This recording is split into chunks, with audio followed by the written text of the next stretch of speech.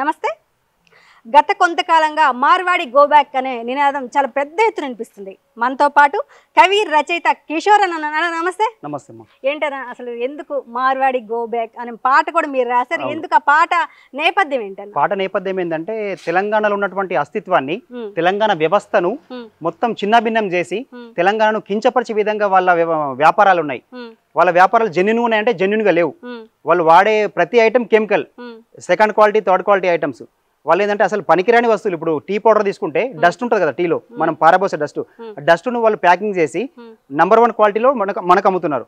మనకు అమ్మడం వల్ల ఏంటంటే మనకు తెలియదు. చాలా మందికి తెలంగాణలో ఏంటంటే అమాయకంగా వీళ్ళు మన వాళ్ళలే అన్నట్టుగా చూస్తున్నారు. ఒకప్పుడు కోమట్లు, మన ఊర్లలో ఉన్నటువంటి కోమట్లు వీళ్ళు వ్యాపారం చేస్తే మనకు ఉద్దర అనేది ఇచ్చేవాళ్ళు. ఇప్పుడు డబ్బులు లేవంటే వారంకో 10 రోజులకో నెలకో ఇస్తామంటే వాళ్ళకు ఇచ్చేవాళ్ళు. ఖాతా ఉండేది. ప్రతి వర్ణ వ్యవస్థను పాడు చేశారు. ఇవాళ కోమట్లకు బిజినెస్ లేకుండా అయిపోయింది మార్వాడీలు రావడం వల్ల. ప్రతి వ్యాపారంలో వాళ్ళు ఉన్నారు. ఈ మార్వాడి వాళ్ళు చేసే ప్రతి ఐటమ్ ప్రతిదీ ఫేక్ ఐటమే, ఒరిజినల్ ఐటమ్ లేదు. ఏ ఒక్కరికి జిఎస్టీ లేదు. మన తెలంగాణ అస్తిత్వాన్ని పాడు చేసి వాళ్ళు కులమతాలపైన రెచ్చగొట్టి ఈ వ్యవస్థను చేస్తున్నారు. కాబట్టి మనం పాట రాయాల్సి వచ్చింది. మార్వాడి వస్తువులు గోబ్యాక్, మార్వాడి గోబ్యాక్ కాదండి. ఇక్కడ మార్వాడి వాళ్ళు చేసే అరాచకం, వాళ్ళు అమ్మే వస్తువులు నకిలీ వస్తువులు కాబట్టి గోబ్యాక్ అంటున్నాం అంతే. మార్వాడీలు కాదు, మార్వాడి వస్తువులు అంటున్నారు. కానీ ఒక ట్యాగ్ ఏంటంటే మార్వాడీలు గో బ్యాక్ అంటున్నారు.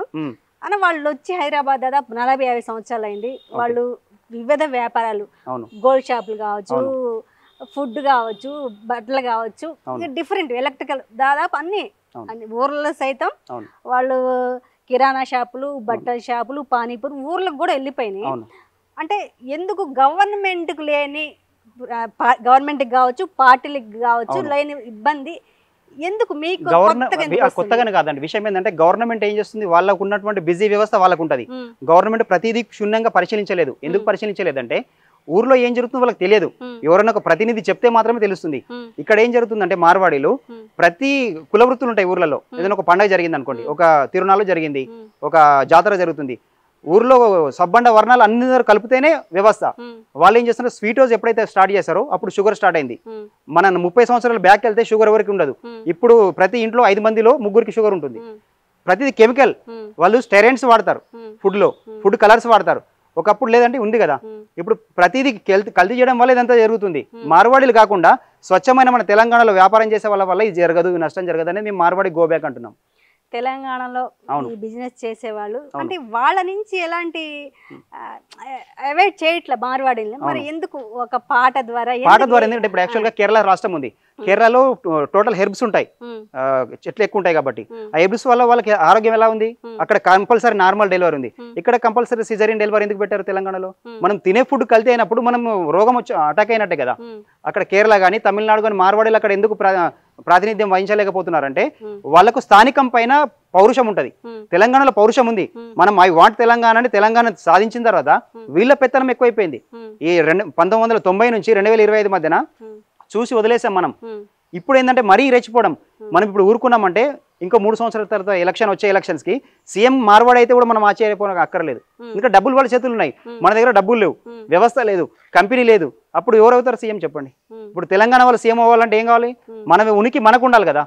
వాళ్ళు అవును తెలంగాణలో బిజినెస్ చేసుకొని బతకడానికి వచ్చారు. అవును, డబ్బులు ఎవరి దగ్గర ఉన్నాయి? బిజినెస్ చేస్తే డబ్బులు వాళ్ళ దగ్గరే ఉన్నప్పటికీ వాళ్ళు రాజకీయాల్లోకి అడుగు పెట్టలేదు. ఇంకా పెట్టొచ్చు, చెప్పలేము. అంటే రౌడీజం అర్థమైన వాడికి రాజకీయం పెద్ద అర్థం కాకపోవడం ఏముంది? వాళ్ళ ఈ మార్వాడీల వ్యవస్థ అనేది కంపల్సరీ బిజినెస్ మైండ్ తోనే వాళ్ళ వ్యాప్తి చేసుకోవడం తప్ప పొలిటికల్ కి వెళ్ళదు. ఒకవేళ పొలిటికల్ కి వెళ్ళి ఉంటే పొలిటికల్ పార్టీలు ఎందుకు అపోజ్ చేయట్లేదు మార్వాడీని?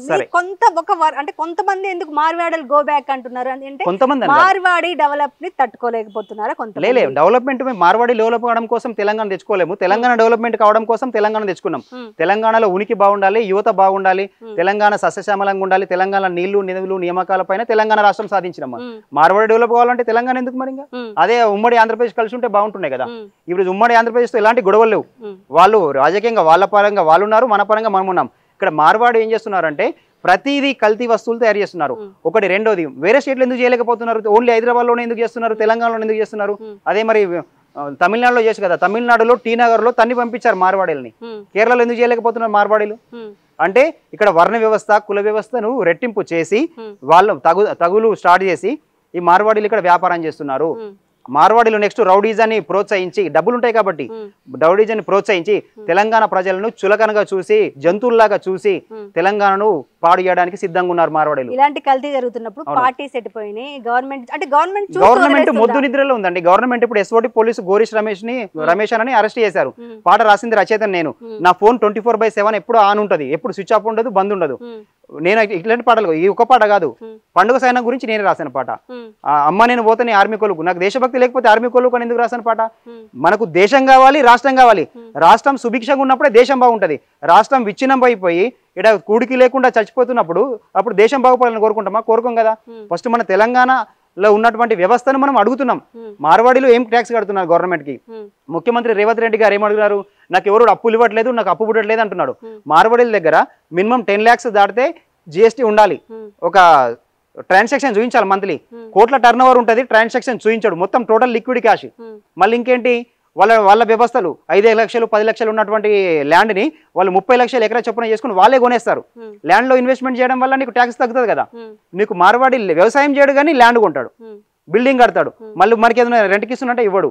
కంపెనీస్ పెడుతున్నాం అంటున్నారు. మొత్తం కల్తీ కంపెనీలు టోటల్ గా ఇవి పెట్టి వాళ్ళ వ్యవస్థను డెవలప్ చేస్తున్నారు. అంటే బీహార్ నుంచి వచ్చిన వాళ్ళని, రాజస్థాన్ నుంచి వచ్చిన వాళ్ళని, మిగతా వాళ్ళందరినీ డెవలప్ చేస్తున్నారు తప్ప ఒక్క తెలంగాణ వాడికి హెల్ప్ చేసినట్టు ఇప్పటిదాకా దాఖలు లేవు. ఎక్కడైనా కనీసం ఒక చిన్న ఇష్యూ జరిగితే ఎవరికైనా హెల్త్ బాగాలేకపోతే హెల్ప్ చేసినట్టు చూపించి మన ఒక మార్వాడిని ఇప్పటిదాకా లేదు.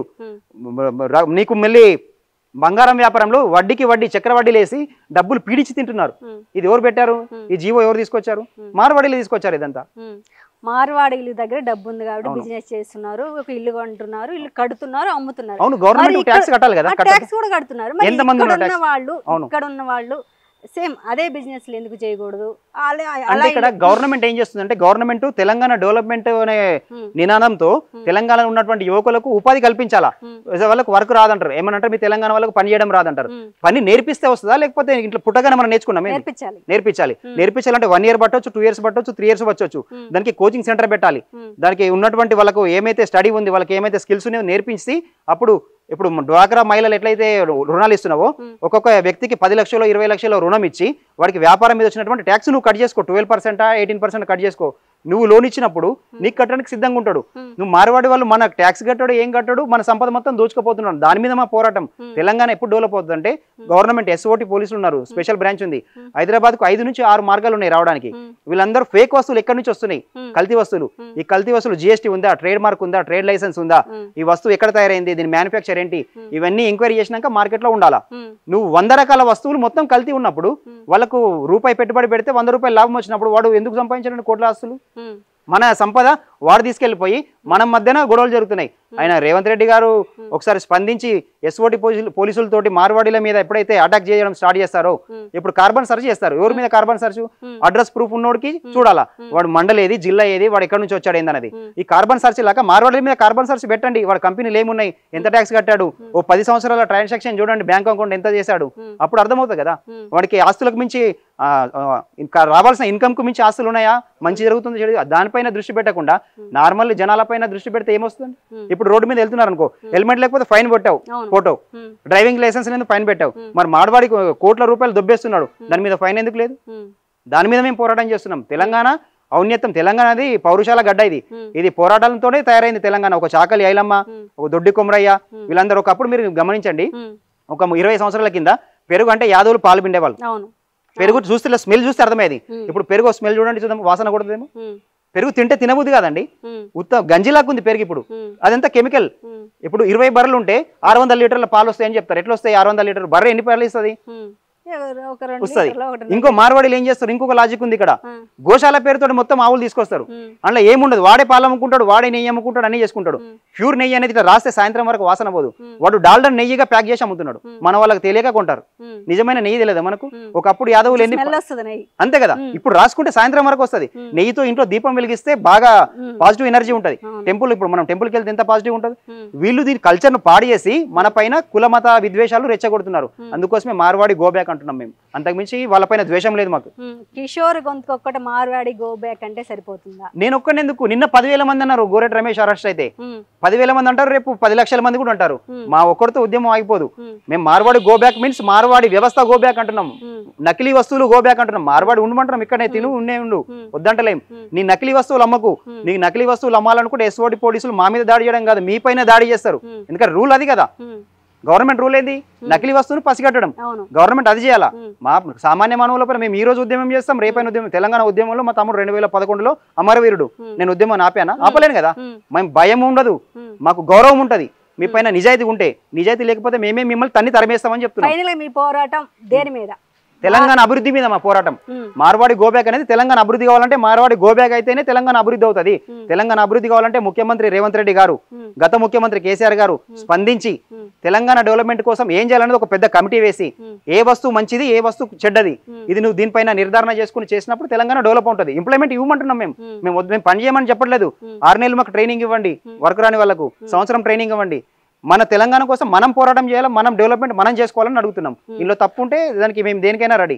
అంతకుమించి మార్వాడీల మీద మాట్లాడేది ఒకే ఒకటి, నకిలీ వస్తువులు వాళ్ళ వ్యవస్థ మన దగ్గర వద్దు, మన వ్యవస్థ మన దగ్గర ఉండాలని అడుగుతున్నాం. మార్వాడి చేసే పని మీద కాదు, వాళ్ళ చేసే నకిలీ వస్తువుల మీద మా పోరాటానికి కిషోర్ అని అంటున్నాడు. ఇది ఈరోజు స్పెషల్ ఇంటర్వ్యూ.